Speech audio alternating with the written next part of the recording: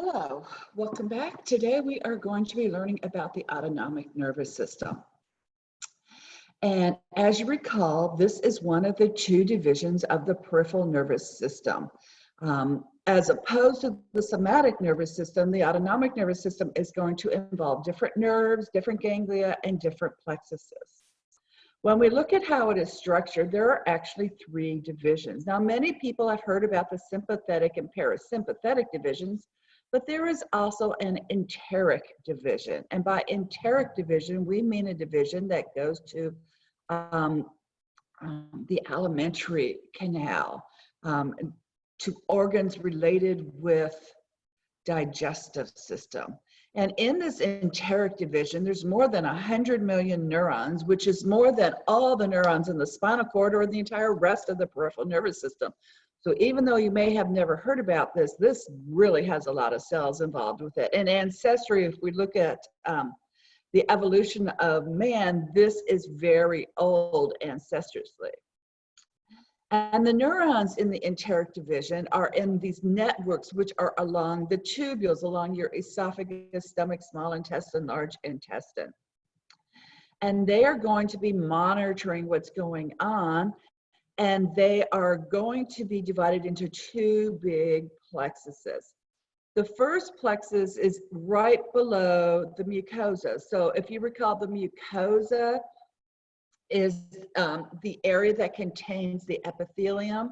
And so right below that area is a layer called the submucosa. And in the submucosa, we have a whole plexus of nerves called the submucosal plexus. And these innervate the glands that are in the mucosa and submucosa. So that is going to cause secretions and change the chemical structure of the liquid that's in that part of the digestive system. And the other big plexus is among the layers of smooth muscle in the wall. And so that is going to cause contraction and relaxation of that smooth muscle, thereby either squishing the material down that's inside the lumen or moving it along its pathway. So this third division is really kind of important, and you'll learn more about it when you learn about the digestive system. Now, some people don't keep this as a third section, but instead they will divide it into the sympathetic and parasympathetic portions. But I just thought it was important for you to realize that this is a significant part of the autonomic nervous system. So when we're looking at the peripheral nervous system, the autonomic nervous, and compare, let's first actually review for just a few seconds what we have learned about the somatic nervous system.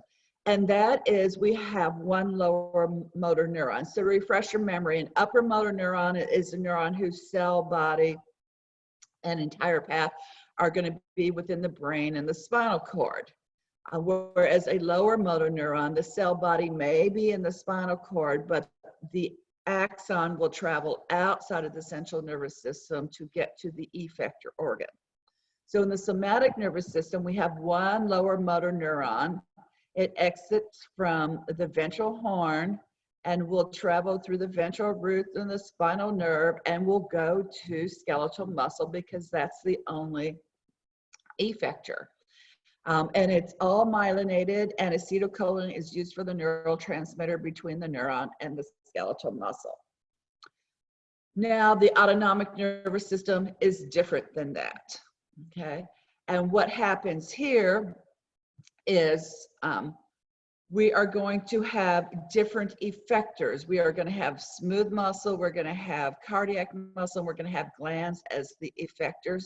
And we're going to divide this into two different divisions, a sympathetic division and a parasympathetic division, which are similar in some ways, but vastly different in other ways. And so let's dive into that in a lot more detail.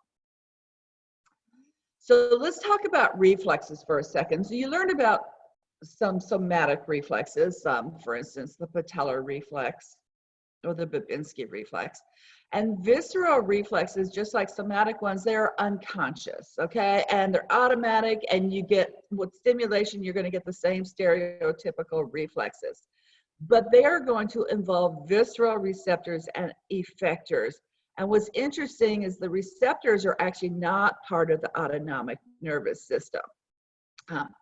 So when we look at visceral reflexes, they work really similarly to the somatic reflexes, but the responses are going to be slower.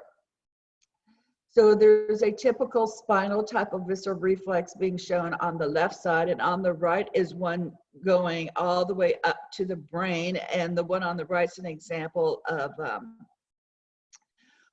of monitoring with baroreceptors, pressure receptors, looking at blood pressure, which can be done at the internal carotid artery at the bifurcation, or it can be done in the aortic arch, and that is going to change activity in the heart.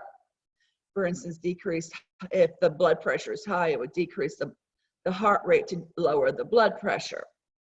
Okay, so this is under CNS control in the hypothalamus, the brainstem, the pons, medulla oblongata, which we talked about previously. We're regulating automatic reflexes in your spinal cord. And it can get influences from other parts of the brain as well. So let's talk about how the autonomic nervous system works in the first place. And by autonomic nervous system, I'm talking peripheral nervous system, motor, to smooth muscle, cardiac muscle, and glands. And what you should notice first off on this picture is that there are two neurons going to each other. And since we are not great at drawing neurons, most of us aren't artists, right below I have the stick figure drawing of a neuron, which is just a ball with a stick, and you bifurcate it to show where the axon terminals and terminal boutons would be located. And so in the autonomic nervous system, we have a 2-neuron chain for motor activity. It's not just one somatic motor neuron, it is a 2-neuron chain, which means there must be a ganglion, because it's only this first neuron that is exiting from the central nervous system. And so the synapse with the second neuron has to happen as part of the peripheral nervous system, so it is in a ganglion. So because that is a ganglion, the first neuron of the 2-neuron chain is called a preganglionic neuron, and the second neuron is usually called a postganglionic neuron. Now, some people just like to call it the ganglionic neuron because, yes, its cell body's in the ganglion. But the vast majority of people are going to call it the postganglionic neuron. And so those are the terms I'm going to be going with: preganglionic and postganglionic neurons. Okay, so huge differences from somatic already. Now, the autonomic nervous system has a distinct advantage over the sympathetic nervous system in that we have a lot of neuronal convergence going on. In other words, there's parts of it where we have many preganglionic neurons, and they are all going to merge together, and you will only have one postganglionic neuron exiting. So you can get a lot of input. And in addition to that, we also have places where we have neuronal divergence, where you only have one preganglionic neuron, and then you will have a multitude of neurons exiting to cause a lot of different effects, or a lot of effects in different cells.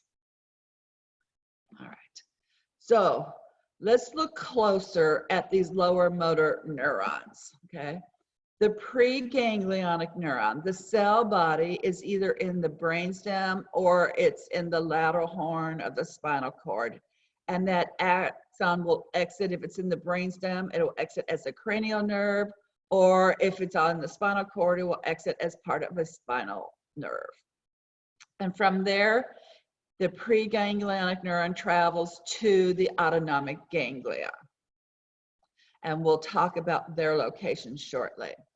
The preganglionic neuron is small diameter, which means its speed of transmission is going to be slow. However, it is myelinated, which then increases the speed. And the preganglionic neuron will always be secreting acetylcholine at the synapse, but it can be excitatory or inhibitory. In contrast to the preganglionic neuron, the postganglionic neuron, its cell body is now in one of those ganglia we're just learning about. And so its axon terminal boutonnes will affect the effectors, the smooth muscle, cardiac muscle, or the glands. And this neuron is completely unmyelinated, and it's even a smaller diameter than the preganglionic neuron. So transmission here is going to be quite slow. And this one, depending where it is, will either use acetylcholine for the neurotransmitter, or it will use norepinephrine, and we will dive into that in a lot more detail shortly. So just by looking at the presence and absence of myelination and the nerve fiber size, we can realize that the autonomic nervous system is slower than the somatic nervous system. So where are those ganglia? Well, if we look at it and we put the preganglionic cell body in the central nervous system, what we would notice is the preganglionic neuron of the sympathetic nervous system is quite a bit shorter compared to the preganglionic neuron of the parasympathetic nervous system. So its ganglion is a lot closer to the central nervous system. And then that means that its postganglionic neuron is going to be quite a bit longer. So we say the sympathetic nervous system is short than long. And in contrast, the parasympathetic nervous system had a really large preganglionic neuron because its ganglion is usually either just outside the target effector or actually in the wall of the effector organ, which would make that postganglionic neuron extremely short. Okay. So that we say the parasympathetic nervous system is long than short. So looking at the neurotransmitters, there are two distinct neurotransmitters being used. Acetylcholine, which we abbreviated ACH as usual, and this is found in all the preganglionic axon terminals. So in all the autonomic nervous system ganglia, acetylcholine is going to be used as a neurotransmitter, whether that is a sympathetic fiber coming in or a parasympathetic fiber coming in. The other place that we're going to find acetylcholine is in the postganglionic parasympathetic axon terminals. So this leaves the sympathetic postganglionic axon terminals, and they are not going to be using acetylcholine. They are going to be using noradrenaline, which is also known as norepinephrine. So just to refresh your memory, if we start with some amino acids, we can make dopamine, which was then altered to make noradrenaline, which then can have an alteration to become adrenaline. And if we look at the Greek versus Latin word, noradrenaline is the same thing as norepinephrine, and adrenaline is the same thing as epinephrine. So most of the time I will be abbreviating NE, norepinephrine, as the neurotransmitter. However, I will be talking about adrenaline again later. So just to review, this is only found at postganglionic sympathetic fibers, okay? And clinically, this is really useful because it means that we can play with this drug and it will only alter what's happening at postganglionic sympathetic neurons. All right, so how does this all work? Okay. Well, first of all, let me just tell you as fact that preganglionic sympathetic neurons branch a lot, so they really diverge, whereas preganglionic parasympathetic don't branch much at all. So let's talk first about the parasympathetic, just because it's slightly easier to get. We have that long preganglionic thing with very limited branching. So it's going to give a local response at that ganglion, which is very close to the target. And so it's only going to be regulating a few structures at a time. And in contrast to that, the sympathetic thing has a very short preganglionic neuron, but it has massive branching. And so it can affect a lot of postganglionic neurons, and each of those then is going to work on the effector. And so this process is called mass activation, which is very common in the sympathetic nervous system. And because there is really quite a significant amount of neuronal divergence going on. And that is how it's able to regulate a lot of structures at one time. However, there are times where it may just activate a single effector. So don't think it always has to have this mass activation, but typically it is mass activation. Okay, so let's see how well you were doing, and let's have a little pop quiz. So take out a piece of paper. Yep, go ahead and do it. I'll wait. Take out a piece of paper and let's see how well you were paying attention, or were you just kind of like, yeah, okay, maybe I'll just have to review it later. All right. So, of course, I'm just kidding. But what I want you to do is stop for a second and think about how that felt to you and what was happening to you physiologically in your body when I said pop quiz, okay? And if I had said that in the classroom, pop quiz, and had you take out all your papers, stop and think for a second exactly how that would make you feel, all right? And once you have done that, then you can start up with the next video, because I'm going to stop right here. Thank you again for your work, and I will see you shortly.